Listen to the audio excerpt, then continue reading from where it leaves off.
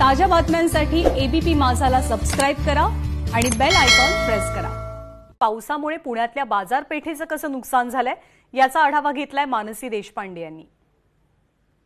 पुणे मंडई जवळच्या बाबूगेनू चौकामध्ये आपण आहोत आणि मंडईच्या अगदी समोरच असलेली ही दुकानांची रांग आहे। इथे फुल मार्केटही असतं, पण ही जी दुकानं आहेत तिथे काल झालेल्या मुसळधार पावसामुळे या दुकानांमध्ये पाणी साचलेलं आणि ही या दुकानांच्या रांगेमध्ये मुख्यत्वे पूजेच्या साहित्याची दुकानं आहेत, त्याच्यासोबत काही खाण्याच्या पदार्थांची पण दुकानं आहेत। पण ज्या पूजेच्या साहित्याची दुकानं आहेत त्या दुकानांमध्ये पाणी शिरल्याने त्यांचं मात्र मोठ्या प्रमाणात नुकसान झालेलं आहे।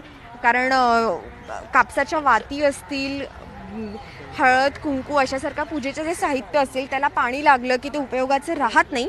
आणि आता नवरात्राच्या तोंडावर खूप जास्त माल या दुकानदारांनी भरला होता, पण आता पाऊस आलाय। आताही नेमकं किती नुकसान झाले तुमचं? काय काय कोणकोणत्या वस्तू खराब झाल्या? वस्तू तर आता नवरात्राचा सीझन असल्यामुळे आपण सगळे सीझनल आयटम भरले होते। चुनरी आहे, पितळी सामान, दिवे सगळंच भिजलेलं आहे। आता ऍक्च्युली अजून कॅल्क्युलेट केलं नाही नुकसान किती झाले, पण सामान तुम्ही बाहेर काढताय खराब झालेलं? हो, खराब झालेलं भिजलेलं सगळं सामान वर ठेवलंय।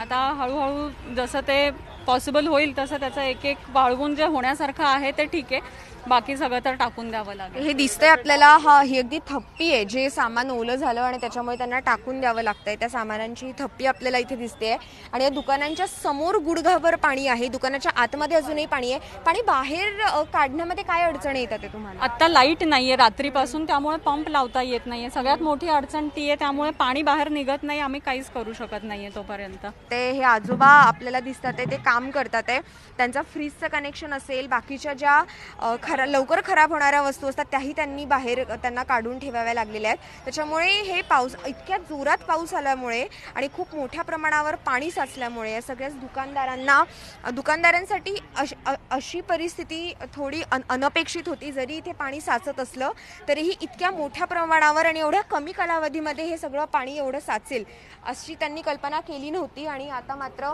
त्याचं फळ त्यांना भोगावं लागतंय। त्यांच्या दुकानातल्या ज्या वस्तू त्या खराब झालेल्या आहेत आणि बराचसा माल त्यांना आता फेकून द्यावा लागतोय। कॅमेरामॅन विजय राऊत सोबत मानसी देशपांडे, एबीपी माझा, पुणे।